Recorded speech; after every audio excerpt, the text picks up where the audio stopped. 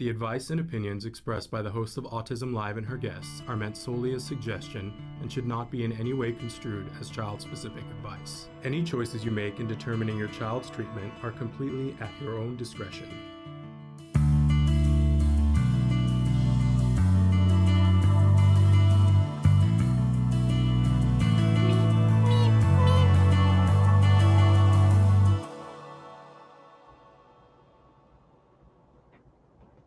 Good morning and welcome to Autism Live. We're here with Dr. Temple Grandin. We're so thrilled to be here with her.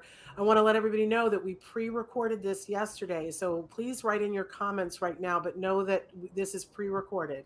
But we are so delighted to air this on Tuesday, the 11th of October, 2022, because it is officially the launch of Dr. Grandin's new book, which we're going to be talking about during this episode. The name of the book is Visual Thinking.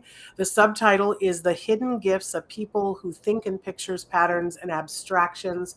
We are so proud to have the author with us. She is a New York Times bestselling author, and this book is already the #1 bestseller in its division on Amazon, and it hasn't even come out yet, Dr. Grandin. How does that feel? Oh, I'm just really, really happy about that. And I think the book's going to help a lot of people. And I've done a lot of talks to businesses, and they ask me, what's the most important thing we can learn? The most important thing you can learn is that different kinds of thinking exist. Mm-hmm. When I was in my 20s, I wanted to look at what cattle were seeing, and that cattle would stop at shadows, and people thought that was kind of crazy. I didn't know at that time that other people didn't think visually. I did not know that until I was in my late 30s.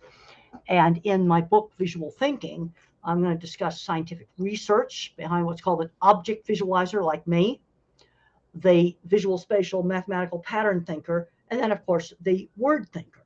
Yeah. And there's scientific research that shows these different kinds of thinking exist.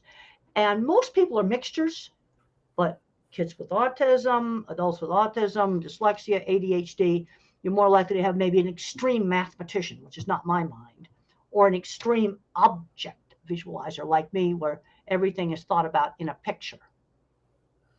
It's fascinating. You know, it was many years ago after my son had first been diagnosed that I saw you speaking on this topic, but a much earlier version of this where you were talking about the different types of thinkers. It was revolutionary to me at that time, Temple, because I certainly wasn't thinking of even how I wasn't thinking about the fact that the way I thought is perhaps different from somebody else. And I certainly wasn't thinking about how my child was thinking differently. But as soon as you started talking about it, it made so much sense. And I, as a parent, began looking at my child and the way he reacted to things in a different way. And I know that part of the thing with this book, the praise across the whole spectrum of everybody who's praising this book, scientists are praising it. People who are on the spectrum are praising it. Parents are praising it. As you said, people who are hiring are praising it and saying it's so elucidating. So maybe we can delve into this a little bit and help people that maybe, I can't believe that there are still people who think that we all think alike, but for somebody who thinks that, where do you start with them, Temple, to explain? Do you start with explaining how your brain works? I start with explaining how my brain works, where everything is a picture. So my cattle work, I looked at what cattle were looking at, and I found if you got a rope out of a facility that was hanging down in their face, they were more likely to walk through the chute to get vaccinated. And I didn't realize at the time that maybe to the verbal thinker that wasn't so obvious. Now, I went back through all my jobs. I have designed equipment for every major meat company. And on many of those jobs, I spent significant amounts of time out on big construction sites. They're building these great big meat factories. And I went through and I figured out that about 20% of the very skilled machinery designers, people with multiple patents, welders, and drafting people that drew entire factories were either autistic, dyslexic, or ADHD. About 20% of them, all undiagnosed. And most of these individuals could not do algebra. Right. Now, they graduated from high school, started with a welding class, or they started with fixing cars as their entrance into it. And the thing that worries me is these individuals are not getting replaced. Yeah. We've got a huge skill loss right now. This is what I tell businesses. And you need to hire the neurodiverse minds because you need them. And Yeah. the thing is, when you have a kid with a label, the skill will tend to be more extreme object visualizer, a more extreme mathematician. And what I found working in these factories is that my kind of mind, some of them would barely graduate from high school, were doing all what I call the clever engineering, packaging equipment, mechanically clever equipment. And then the degreed engineers were doing the more mathematical parts, boilers, refrigeration, snow load on the roof, wind load on the building, water and power. And I found this division of labor and engineering in every single job I was on. It doesn't matter who the meat company was. And what I'm worried about is my kind of mind, since we can't do algebra, we're getting screened out. And right now, if you want to buy a poultry processing plant, the equipment's going to come from Holland. And that's because we took shop classes and all of the hands-on classes out of the schools 20 years ago. And we are paying for it right now. And the problem is the little shops are not forming and the people are all retiring, not getting replaced. It's really serious. Yeah. And right now, the shops that are left, there's a few that are left, they are price gouging like you wouldn't believe. I've got to be pretty vague about this because I do have confidentiality issues with clients. Yeah. There's so much in what you said that we need to unpack, though. Let's go back to the beginning. And for me, that if I'm a person and I'm a parent and I think a certain way, as you said, maybe a mixture of a lot of different things. Most people are mixtures, but the kids that have the labels tend to be an extreme. And then even the people that are mixtures, one kind of thinking kind of predominates. Because Betsy Lerner, my co-author, is a super verbal thinker. So I do the rough draft for our book, Visual Thinking. And then Betsy would take it and reorganize it. Yeah. You see, we were working together really well. And we both learned more about how different our brains work. Oh, I love that. Great team. We are a great team. Complementary skills. Let's take this Restream studio we're using right now. Very easy to use. Other video things are horrible to use. So my kind of mind would make the surface, the interaction, the interface, and the mathematician has to program it. You let the mathematician make the interface. They put too many features on it. They get it so complicated that nobody can use it. Absolutely. So if I'm a parent, though, and I'm looking at my kiddo, what are the signs that would point to me that I've got, let's say I've got a 4-year-old. You're not going to tell the kind of thinker in a 4-year-old. Okay. When can I tell I would say there are some exceptions to that, but my ability in art started showing up around 2nd and 3rd grade. Okay. And what am I looking for, Dr. Grandin? Well, I was good at drawing. And then I spent hours tinkering with little kites when I was 7 and 8 years old. And that's why I did my book, Calling All Minds, which is about all my little parachutes and kites that I made when I was a child, spent hours tinkering. So the visual thinkers, they're good at art and they like to build things. And then the mathematical kids will start to be good at math. And they need to be moved ahead in math. And one of the things they do to the little autistic math geniuses that's really bad is instead of letting them just look at the formula and do it in their head, they force them to do it sequentially. That is not how their minds work.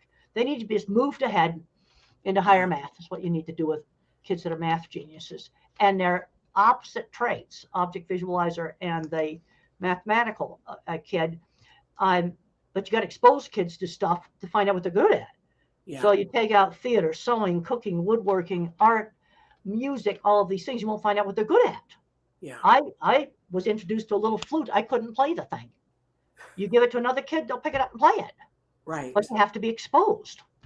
Well, this is just what we were talking about yesterday on the show, about how important it is to give kids a wide exposure, especially to the arts, because you never know what's going to be the thing that sings to them. You just can't even don't know. I worked with people that have 20 patents where a single welding class started their career. And a lot of the ones that I worked with, they can't do algebra. It's screening them out. And I've got a whole chapter in visual thinking called Screened Out. Yeah. Talk about screened out for a second, because people may not understand what you mean by that term. What I mean by that is I don't think I could graduate from high school today because I can't do algebra. And I often thought about a mind experiment that I could do. Let's say I'm 75 now, but let's say somebody waved a magic wand and I'm now 18 years old, low income situation, but I kept all my knowledge. I got all my knowledge. Oh, they're building this huge warehouse thing outside of town here. It's probably going to have all kinds of automated equipment in it. I'd head right over there and get a job Mm. because I know I could end up designing the next one. Because Wow. I've seen people in the meat industry start out in the maintenance department. 15 years later, they're project manager for the new cooler. Another person start out and become a manager. I've seen people work up in my industry, and you can do that in every industry. It's called the back door. Okay. And I know exactly how to get in the back door. And you have to start out doing just hard work, maybe unload trucks or something like that. You're going to have to pay your dues. Yeah. But that's where I would go if I couldn't graduate from high school. But in this screened out thing, what we But the see screened is out thing, what's happening in the screened out, so the kid can't graduate from high school. I'll tell you what's happening to visual thinkers who should be building things. Yeah. They're playing video games in the basement on a disability check. I wish that they were getting fabulous jobs in the video game industry, but they're not. I wish they were. If they were, I wouldn't criticize it. Right. Because right now, I want to see the kids that think differently to get out and get into good careers where they can do something constructive and careers that they're going to like. That's why we're doing this book. And I also have chapters in there on why we need my kind of mind. I can't do algebra. I have a whole chapter on disasters. Well, let's talk a little bit about that, because I think people don't understand. People get so rigid, Dr. Grandin, in thinking, well, it needs to be this way. Well, it gets too rigid. And I tell business people, the first thing you have to realize is know that these different thinkers exist. I researched the Fukushima nuclear reactor meltdown. There is no way I could design a nuclear reactor. But when I found out, that's for mathematicians, why it burned up, I'm going, how could you do this? No watertight doors to protect the electrically operated emergency cooling pump that you have to have even after you've pushed the control rods back in. Yeah. Would have saved it. And what I've learned when I looked into this, engineers, the mathematicians calculate risk. They did a beautiful job of making the reactor earthquake proof. It shook and it shook and it shook and it shook and it shook. Everything's fine. The mathematician ruled. 20 minutes later, the tsunami came in over the seawall, drowned the emergency cooling pumps. And that's why it melted down. They didn't see it. Yeah. I can see the water filling up the site. I know exactly what's going to happen to that basement. Yeah. And all I have to know about that reactor is that pump doesn't run. I'm in so much trouble. It's like horrible, completely horrible. Well, yeah. I mean, it's a nuclear meltdown. It doesn't get much worse than that. It's an electric pump. It doesn't run underwater. Yeah. Period.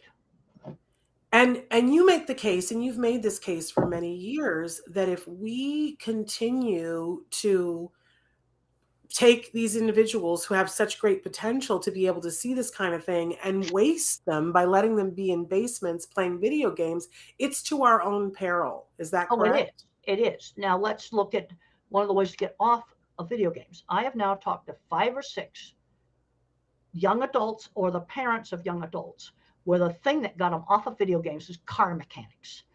And they slowly introduced car mechanics, and the individual found, I asked one of them, why did you stop playing video games? He said, cars are more interesting. Motors are more interesting.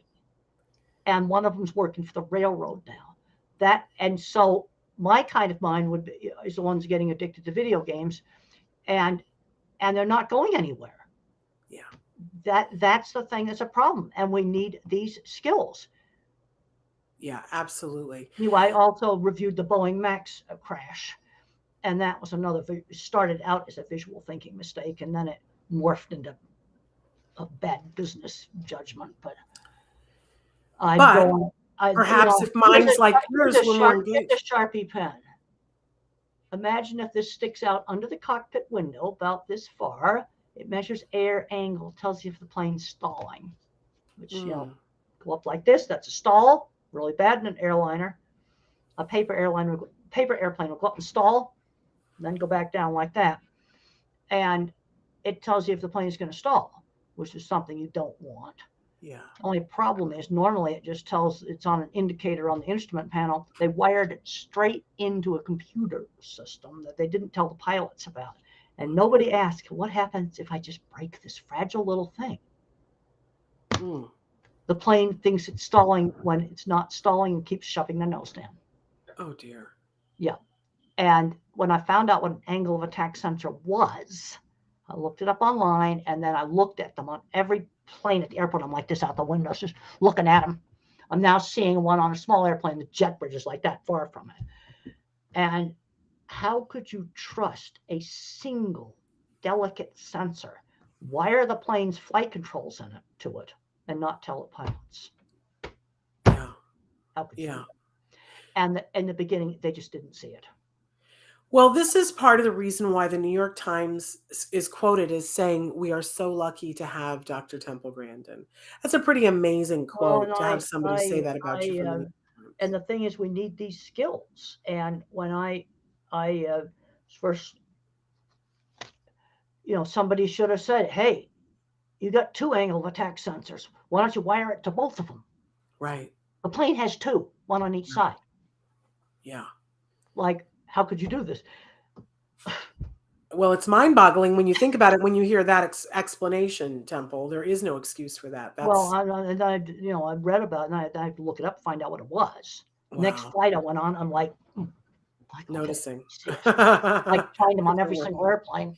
Now I'm going to be looking for it on Friday when I fly. All right, I want to talk a little because now you've outlined the They've solved the problem. problem now. Don't worry about Okay. it now. They have I'm completely safe. fixed it. Okay. It's wired to 2 of them. Everything is going to be, and they've totally changed the programming on the computer. It's going to be fine now. All right. I've been on that particular airplane. I had some of their coffee. That plane makes really good coffee.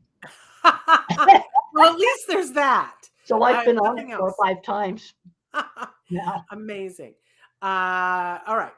But since we've outlined the problem now and what the repercussions are if we don't start solving the problem, Well, what do we do? We recognize what's happening in schools is very highly verbal. Yeah. And the other problem, you have the kids that are math geniuses that are just the opposite of me. And they're making them do math sequentially, showing the steps. That's not how these kids think. But I just had a Not kid how they graduate. Exactly. But I just had a kid graduate from high school, and thank everything that's holy that I met you when I met you, because my son was, I think he was in like 5th or 6th grade when I met you. And one of the first things you said to me was, "How is he at math?" And I said, "It's so weird. He can do math stuff, but he's struggling in math at school." And you said, "You know what? Don't worry about it. That's the baby math. Don't let him get stuck on that. Put him on Khan Academy and let him program," which I did. Good. And it was life-changing for him, Temple. But if if I hadn't met you, I would have struggled the whole time and thought that my kid couldn't do math. Well, you're saying that verbal thinkers do it step by step. Math geniuses don't do math that way. But how do you fight that for your child's school? Well, this Temple? is the problem. And Yeah. we are screening out of definitely my kind of mind. Let's go over what the different minds are good at. Okay. My kind of mind, object visualizer. We are mechanics, animal behavior, photography, and art. Okay. And industrial design. Now, the visual spatial mathematical mind, computer programming, mathematics, chemistry, physics, all of that kind of stuff. It's abstract patterns. Yeah. I'm a picture thinker. They're pattern thinkers. And then, of course, you have the people that think in words. Yeah. And then you've got a lot of people that are mixtures, but usually one type of thinking kind of predominates. Like Betsy, my co-author for Visual Thinking book, she's a very extreme verbalizer. We've had fascinating conversations just talking about the different ways we think. And we worked perfect as a team. I do the rough drafts. Betsy rearranges it, smooths everything out. We're a great She team sounds together. wonderful. Can I borrow? Recognizing the different skills can work in complementary ways. Yeah, amazing. But so here I am. Let's say I'm a parent and I've got a kid who's in 6th grade. And I see, based on what you've said, that there is some affinity for the math kinds of things, but they're in school and school is saying, we're not going to give him any credit unless he shows his work and shows. That's not how they think. I understand that, but what argument do I make to the teacher? What? Let's just get the college math books out. They don't like this verbal kind of math. Let's dig up the old algebra books out of the attic where they're all numbers and just give them to them. Okay. And let them test out of high school math class. Just let them test out of it.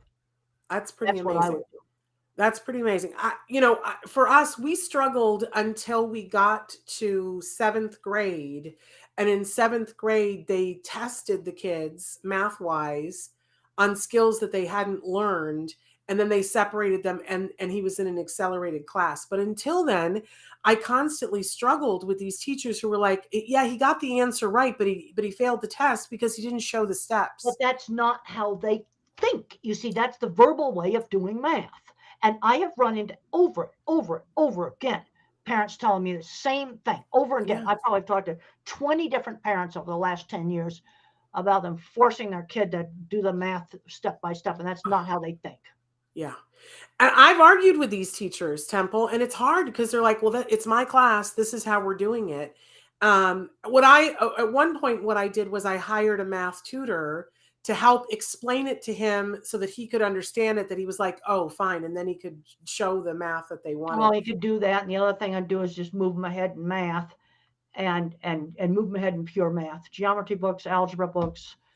I love this idea. Go to an old bookstore and maybe get old the 8-year-old can just test out of a high school math test. There you go. That ought to end the issue.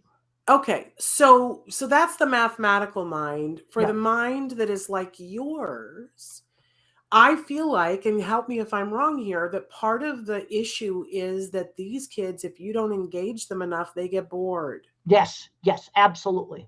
So talk to me a little bit about what is engaging for that mind. How do we keep them involved enough so that they can be learning the kinds of things that they need to learn? Because I see that as an ex-teacher, when you engage those minds, man, they do amazing things. But if you bore them. I was 8 years old and I couldn't read, and Mrs. Deach and my mother got together and said, we got to get Temple reading. In fact, I just read something the other day that kids aren't reading by 3rd grade, you're really in trouble. And she taught me with phonics. Let's start with a book worth reading.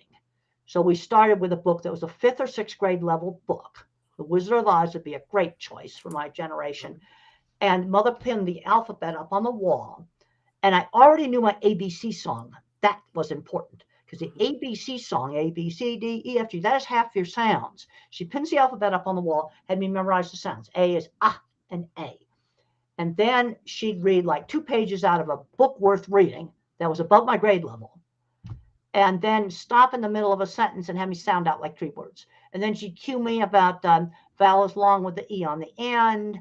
And then gradually everything done out loud, reading out loud.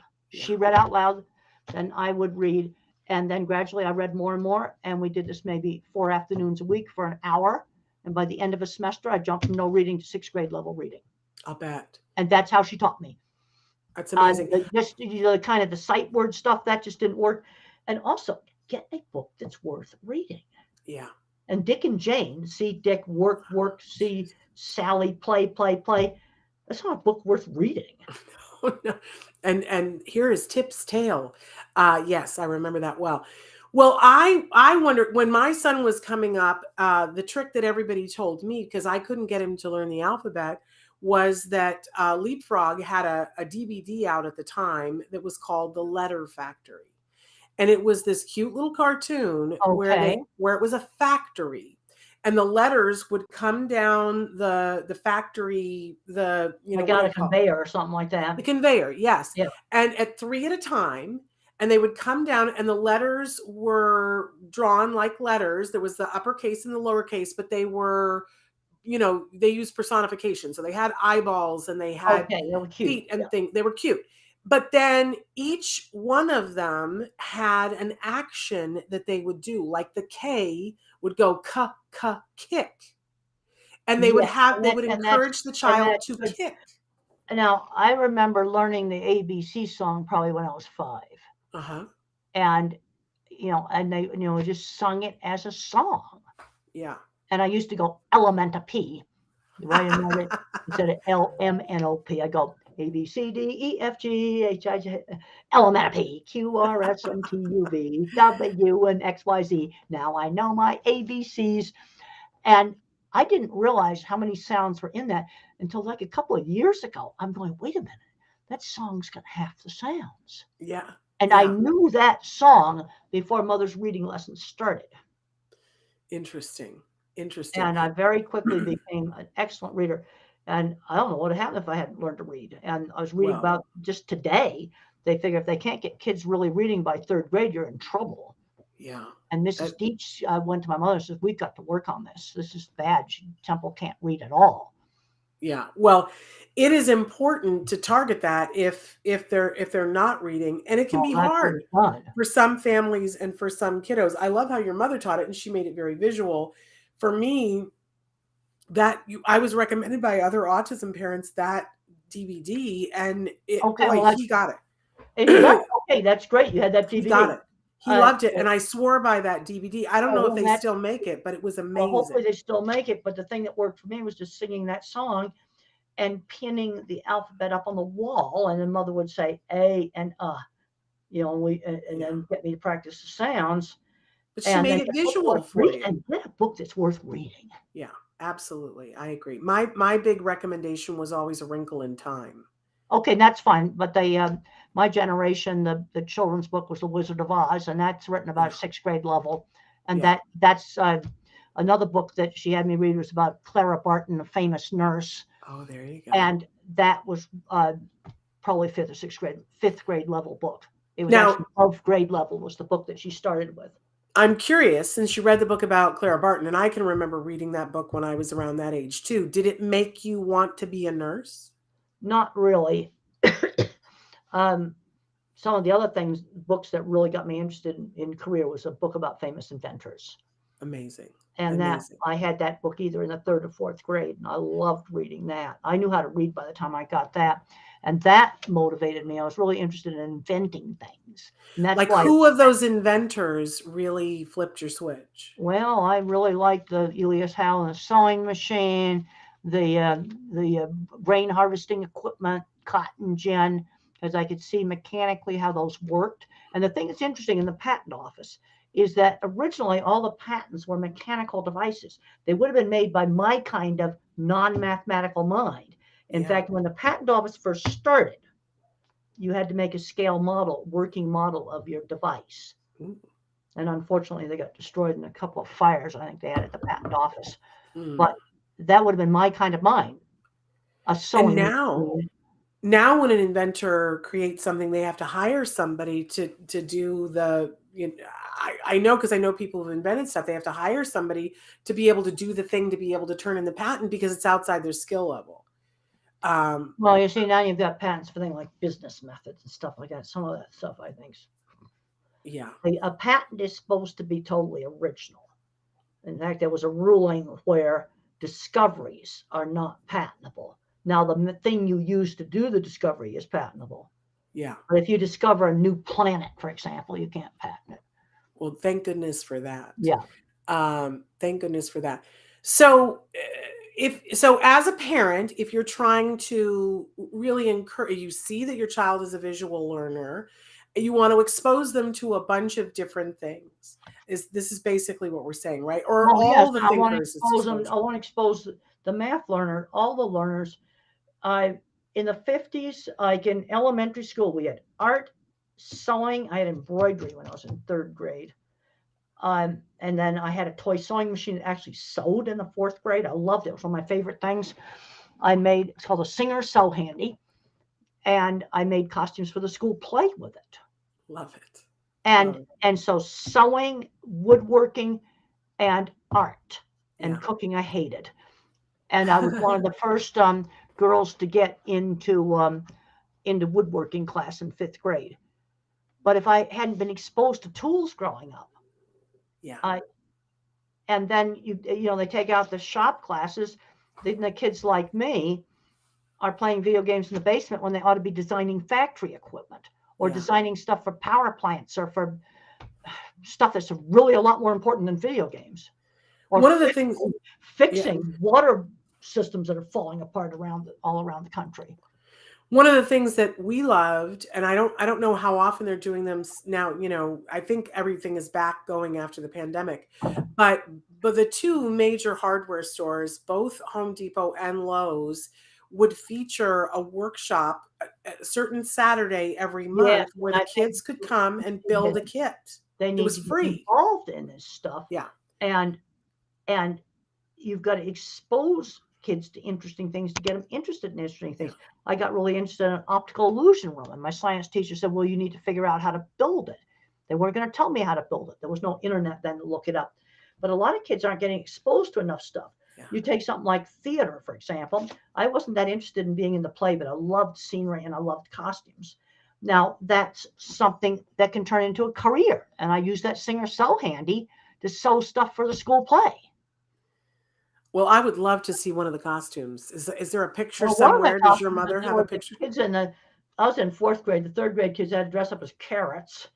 And they made the carrot tops out of green crepe paper that I sewed on my Singer Sew Handy. I figured out to get sewed crepe paper on it.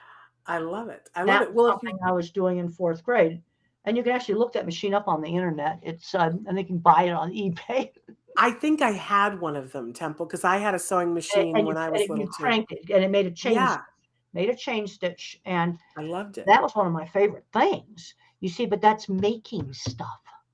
Well, I've always said that sewing is construction. It's just a different material. It's just soft materials. Yeah. Steel's just stiff. Yeah. But it's the same principles. Pattern. Well, I have been in a car with you when there was one time we were going to the airport and I was dropping you off and they were doing construction on the Dallas airport. And there were all these trucks and loaders and all of this stuff. And you and I were having this very interesting conversation, but I saw instantly we got within 10 feet of the construction and I lost you. You were like into it. You were noticing what they were doing. And it was clear that you are somebody that is a passionate thing for you. You were fascinated by that. And it made me think about all the kids that we know that if they see a front end loader, boy, they're fascinated by that. But as a parent, when you see your kids being interested in that kinds of things, do we get them the toy version of that? For a 6-year-old, you obviously have to get them a toy one. But also, Legos. But one of them, Legos are great. But one of the mistakes that people make is they don't graduate to tools. Okay. I'm seeing smart kids building amazing things with Legos as a teenager, and tools were never introduced. Yeah. And then there'll be other kids there'll be a music kid or a math kid, but you don't know until you're exposed to lots of different things. Yeah. And too many of my kind of mind is playing video games in the basement when they ought to be fixing the water system or making sure the wires don't fall off the towers and start fires. Has anybody ever taken you to one of the first robotics competitions, Temple? Well, I've seen them. I've seen videos of them. And the thing is, let's take robotics. Okay, that's a great activity. My kind of mind makes the robot. The mathematician programs it. Yep. You see, well, the first time I went to one of those first robotics tournaments, and they have different levels for viewers who are interested. You can start with kids as early as kindergarten, and they do little Lego things. Yeah, that's right. To juice it, and then it gets grade school, and then there's high school, and then there's beyond. But when I got involved with it, my son was in high school, and they give an assignment. That's right. All the teams. And they say, you got to build a robot and there are these 12 tasks on the playing field and you have to be able to compete with 2 other robots to get as many points as possible. And you have to do the task. Yeah. And get points. And I think some of the robots have gotten too expensive. Which puts it out of reach.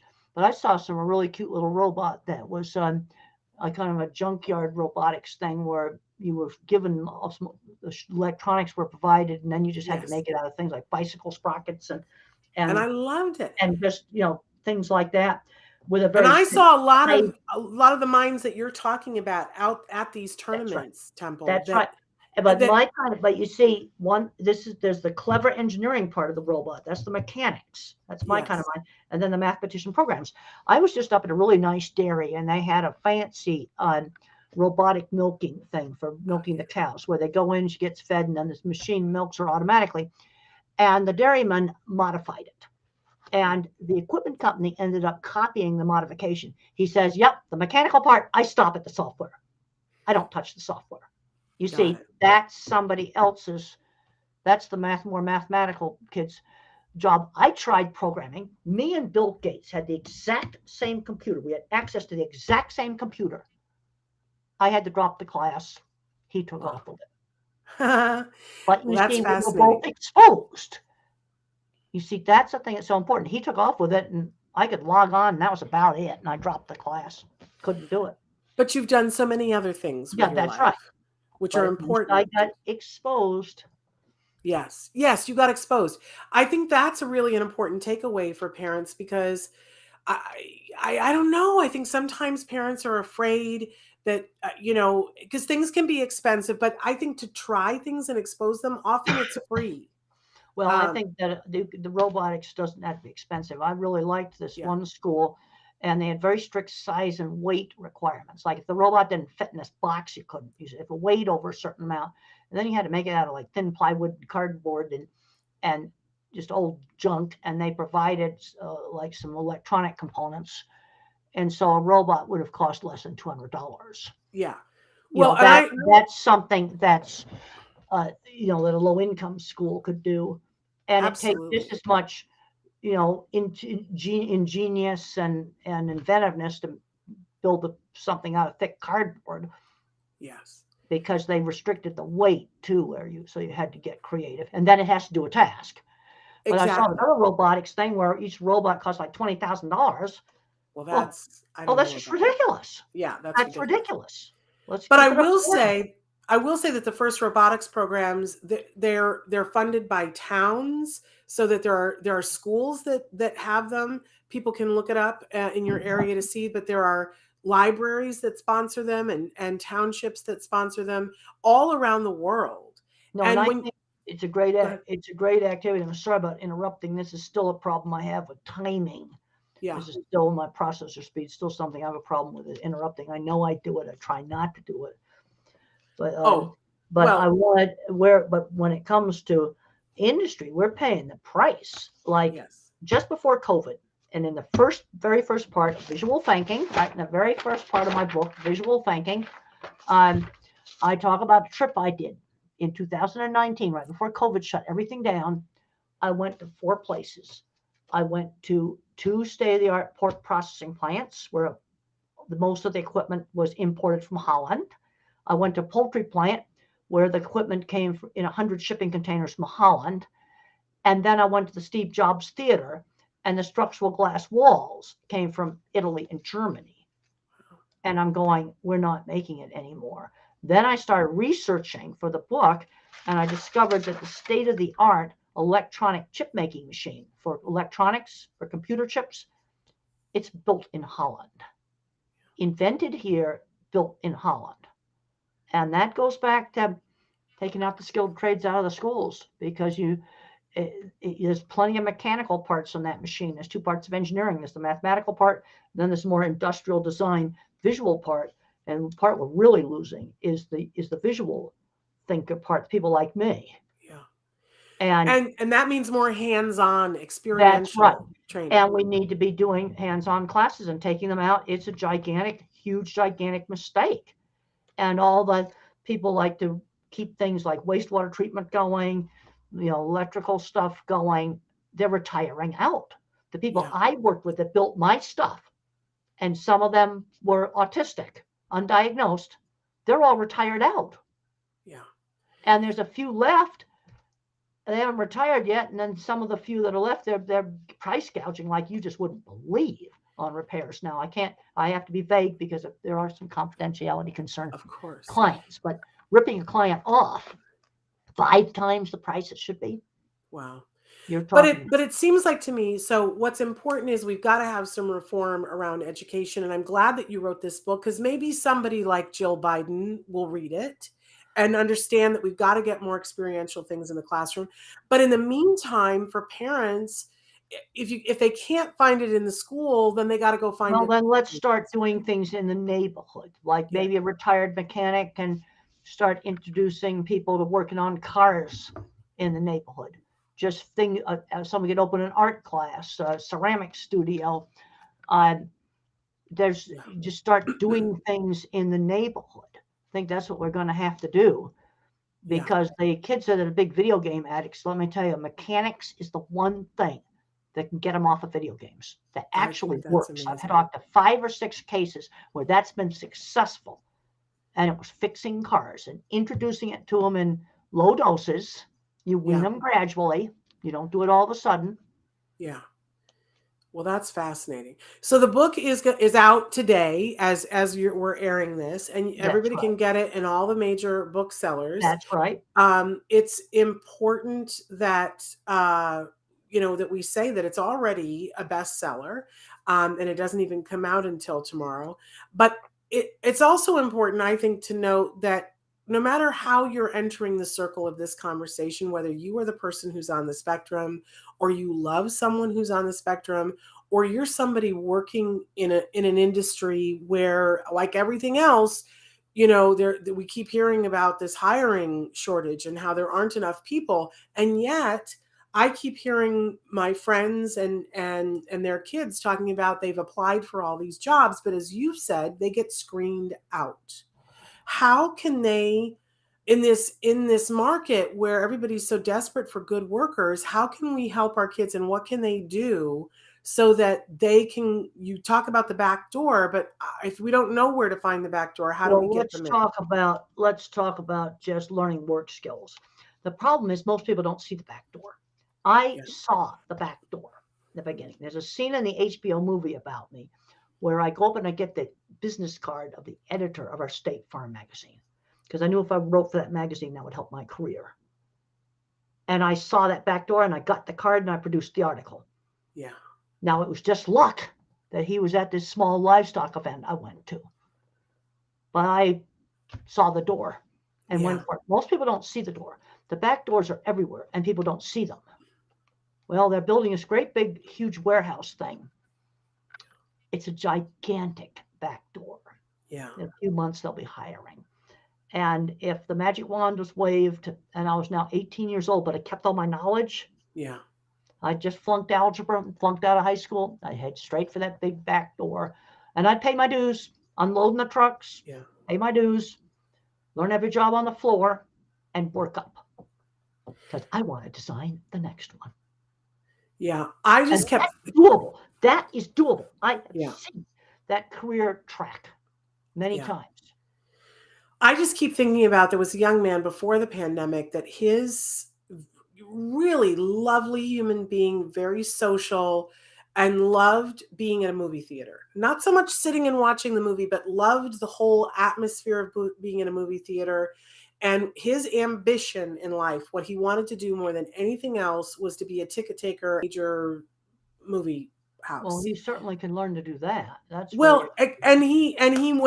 was part of a job program where he went and he learned a whole bunch of job skills to be able to do that. But then it came time for him to put in the application, which was online. Oh, we're going to have to short circuit a lot of this interview stuff. And I was talking with a number of companies about changing the interview process. Like Microsoft, for example, has them come in and they can do some programming stuff, get a chance to show the skills. I've talked to other companies that are very amenable to changing some of their interview process. And then I talked to another company just the other day and they go, we can't change that. Exactly. That's what we ran up against. Well, this is a problem. And it's going to have to be changed because the really social people are not going to be the best mechanic, for example. They just are not going to be. And the very best mechanic is probably going to be horrible socially. He needs to show the car that he rebuilt or the engine he rebuilt to the engineering department. That's how I sold jobs. I showed off my drawings and I didn't show them to the HR department. I showed them to the plant manager, to the engineering department, the people that would care about it. Now we need to be changing how they do some of this hiring, and you need to short circuit that online stuff. And you never know who can open the back door. I went to a big tech company and I sat next to a guy in one of their little cafes and he was working on hardware, computer hardware. And I said, how did you get this job? Yeah. And this was pretty recent, right before COVID. He said, my professor knew somebody at the company. Yeah. That's what it back all comes down to. We've got to find those back doors. They are everywhere and people are not seeing them. And the other thing I found when it comes to hiring people that are different, I've been seeing patterns now in the companies. There's kind of three types. The ones that have the super good programs have high up executives that are not anything to do with the disability. Yeah. And then you have ones that had a great program and their vice president level champion suddenly left and the program deteriorated. And then you have ones where a disability silo forms inside the corporation. That does not work very well. Those are the patterns. But high-level vice presidents are getting involved. That's how things change. Yeah. Like Walgreens, for example, and there's a book about it. They're reconfigured their warehouses so that people with intellectual disabilities could work in the warehouses because they didn't have to read. And they were outperforming the regular warehouses. Of course. Yeah, you Of see course. that? Makes sense to me. But I know to a lot of people that's news. We've got to get, but I'm unfortunately seeing too many disability silos. I went to one company where they had me give a talk, and this was live. This was pre-COVID, but not 20 years ago. This stuff's all in the last 7 or 8 years. And I talked all, general thing to a lot of employees. But then afterwards, I just met with the disability people. I said, where's the regular HR department? Where's the vice president of operations? Yeah. They should be at this meeting, and they were not. And since I'm bashing some stuff, I'm not going to give out the names of the companies. But no, I understand completely. This is a problem. Tech companies probably have done some of the best job of reaching out. So that's going to get your math kids, but that's not going to do anything for my kind of mind. My kind of mind needs to be showing off the car engine they rebuilt. Yeah. That's the kind of stuff that my kind of mind needs to. Well, you've always said a digital portfolio is important. Yeah, you've got to have a portfolio. I learned to sell my work. Now, right here, my drawings. I already showed that. I learned to show off my drawings. Yeah, well, your drawings are elegant. And that's how I sold jobs. I also was very good. I'd read in the Meat magazine, and somebody was building a plant, and I'd call up and I go, engineering office, please. And they said, well, that's Mr. Smith. And I go, what's his direct extension?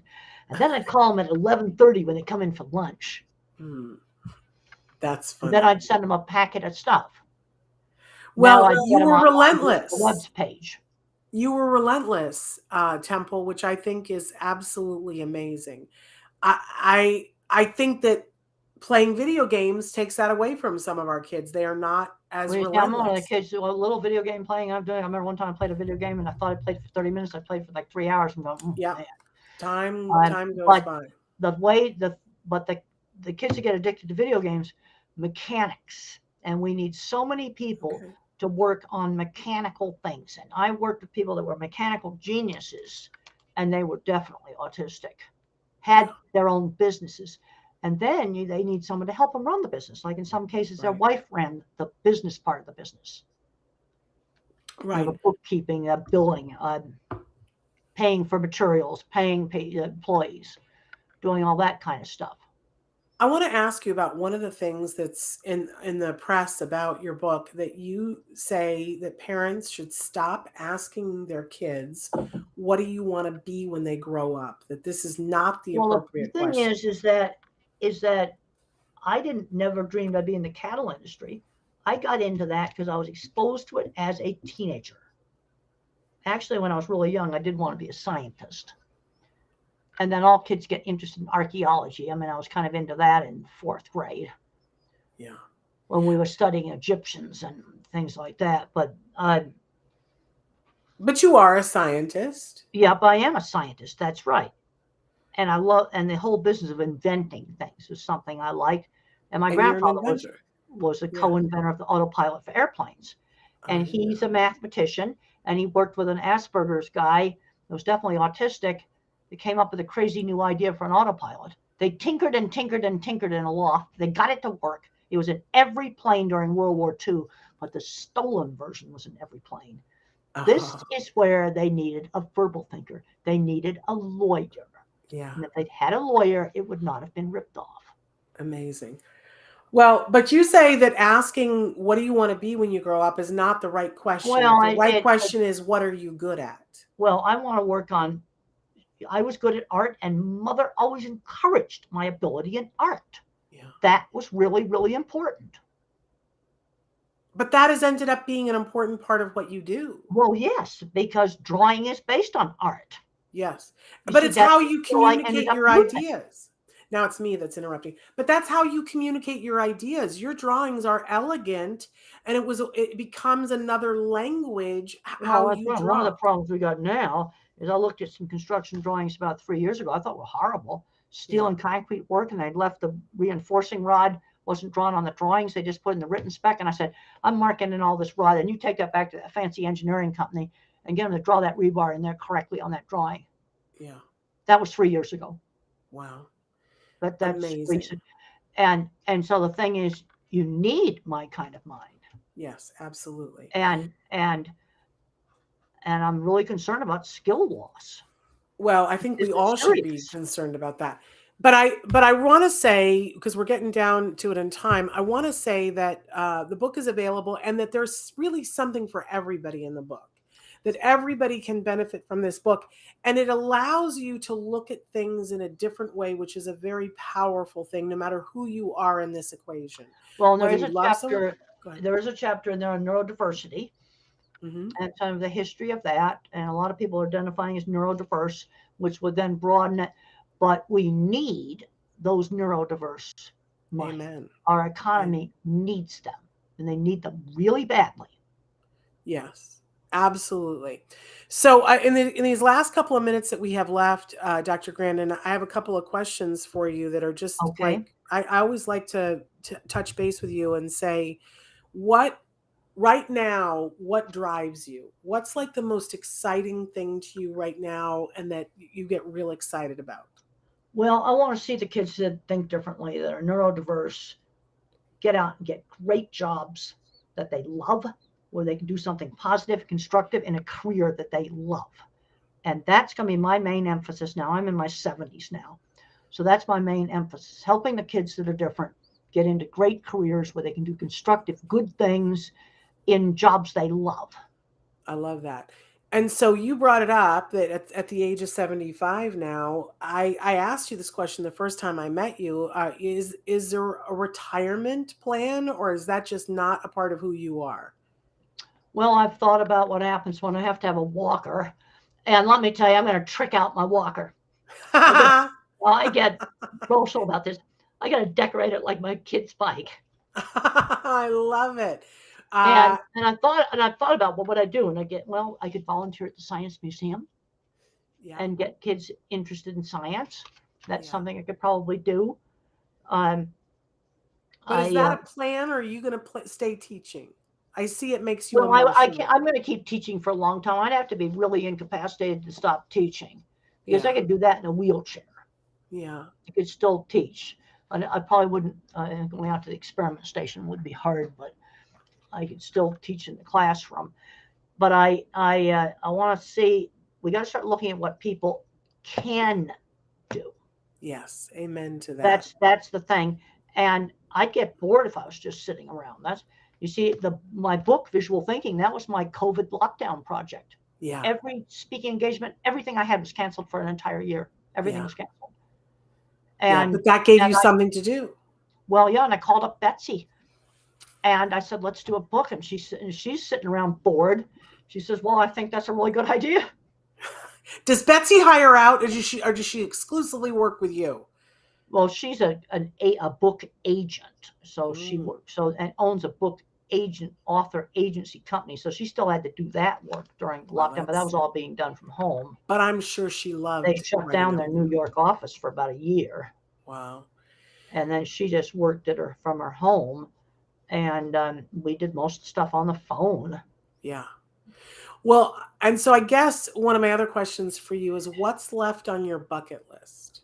What are the things that you are really wanting to do? Is there any place you want to go, or anybody? Oh man, somebody like put me on one of SpaceX's rockets. I'd like to do that. Elon, are you listening? Yeah, that'd be something I'd like to do. Yeah. I wanted to be an aerospace engineer. I had to drop all the high math classes. Yeah. I couldn't do it. Yeah. Well, I'm going to say that one of the biggest, most important days of my life, other than when my child was born, was being able to go and tour NASA with you, with a couple of astronauts, and just getting to geek out, watching you geeking out with the astronauts was one of the highlights of my life. Well, they were interested in how I observed stuff. We went in the shuttle mock-up, and there was this unprotected switch that said pyro. And I said, what does that do? And they said, well, it'll blow open the cargo hold. I said, don't you think you ought to have a guard on that switch. Yeah, And seriously. he said, "You're a really good observer." I don't remember that. I don't know where I must have been And that doing was that. something I noticed. And there's a little guard that you can get that you have to lift up, though, so you can't accidentally bump that switch. That's amazing. And I he said, remember I noticed that. there was a glove that they had that you Yep, could I see remember putting that glove on. and you had some real issues with the glove, and Well, you were talking to one of the other scientists that was there about what happens because there were all these wires going up the fingers of the glove. well, I have that a was the picture with robotic some. hand. Yes. And then I was thinking about, well, if I break one of those wires and how I'm going to fix that weightlessness. And you get into things that just get too fragile. You see, this is where on something like making that robotic hand, you need my kind of mind to work on the mechanics. And then you see the mathematician and my kind of mind need to work together on that robotic hand. And this is exactly what I got to see because I was standing there and the astronaut scientist that you were talking to, it was exactly what you're talking about because you were saying, what happens when one of those gets severed and how are you going to repair it? And they were so fixated on the fact that no, it works, that they weren't seeing what you were seeing. And it was the most fascinating conversation. Is that those strings they had in there are going to wear out. And when they wear out, they break. Yeah. So I was thinking about, now, how can I replace that in weightlessness? I'm thinking of having some stiff wires I think I could shove down through there. Yeah. You can't drop a string through it in weightlessness. No. Yeah. But it was break and it has to be repairable. It was so fascinating to watch. You know, there's that scene in what's the Mars movie with Matt Damon? The Martian. Yes, The Martian. And where we get to see him, you know, he says, I'm going to have to science the crap out of this. Yes, and I got to watch you stand there and think and, you know, how would you science the crap out of fixing the hand and weightlessness? It was one of the things they were talking about, like on long space, you know, like up in the space station, there's stuff that has to be fixed. Yeah. And there's stuff that's not fun to fix, like toilet. Oh. But there's you need people that can just fix stuff. Yeah. And I read a book called How to Astronaut, and they were describing, like, you know, this thing on the helmet was hurting his head, and the glove like chafed his hand. He'd put Band-Aids on it. And it's a lot. It's a lot. Yeah. Now, you see, you need all the different kinds of minds to work on these things. Yeah. Well, have you been? Go ahead. Yeah, because when I went to Cape Kennedy, I found that the raccoon in the base of the launch pad base, and nobody else saw it. I saw it come out and go down the steps. And what did they do when you told them? Well, I said, that's fueling equipment. I saw that. I don't think I want him around. Yeah. Yeah, and I'm imagining what he could do to it. Yeah. Well, I'm sure you've been keeping a close eye on some of the launch stuff. Well, I've been keeping a close eye on that rocket. Well, I had to, you know, then it's got a leak in the fuel, the quick disconnect between the rocket and the fueling system. I hope the raccoon didn't pee in it or something. Oh my goodness! Oh my goodness! But that was 5 years ago that I saw that raccoon. That was 5 years ago, and but nobody else knew it was in there. Which is I wasn't looking for a raccoon. I just saw this little weird motion, and I looked over there and I saw it go down the steps. But this is exactly what you're talking about. We need all of the different kinds of thinkers and all of the different kinds of minds because you saw it and nobody else had. No, I said, did you know there's a raccoon overnighting in the base? Did you know? And then we went inside the base and I saw some stuff. I didn't really want the raccoon around. Yeah. Yeah, well, I was imagining what he could do to it. And I explained how they choose stuff that people have handled. Tool handles, but what about wiring that's been handled a lot? Open electrical cord. Yeah. He'll probably chew that. Well, there's probably some astronaut who owes you his life for you seeing that. We run out of time. We run out of time. Just cut us off. Well, no, we're still going, but he's letting us know that I got to wind it down. I do want to say, though, that the book is available now if you're watching this. We'll have Temple come back on soon live so that you guys can be asking live questions. But Temple, Dr. Grandin, it's just always such a pleasure, and it's so fun to talk to you. Well, it's been great to be on the show, and thank you for having me.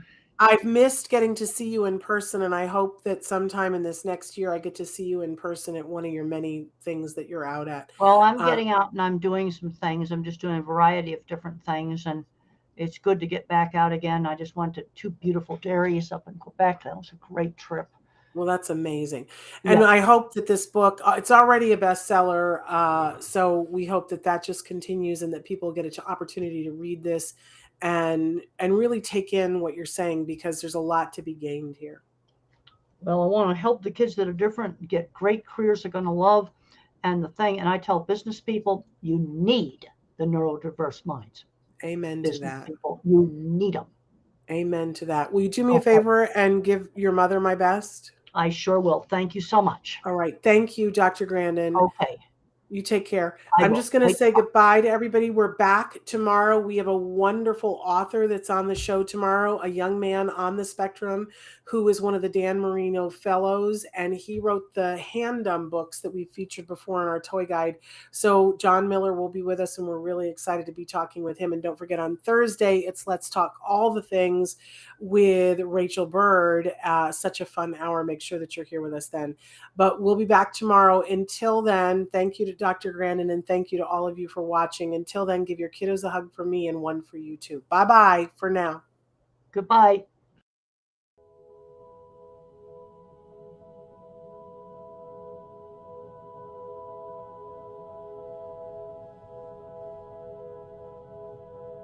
If you found anything helpful in this video, please give us a like. In fact, make sure that you smash that subscribe button on YouTube and give us a like on Facebook.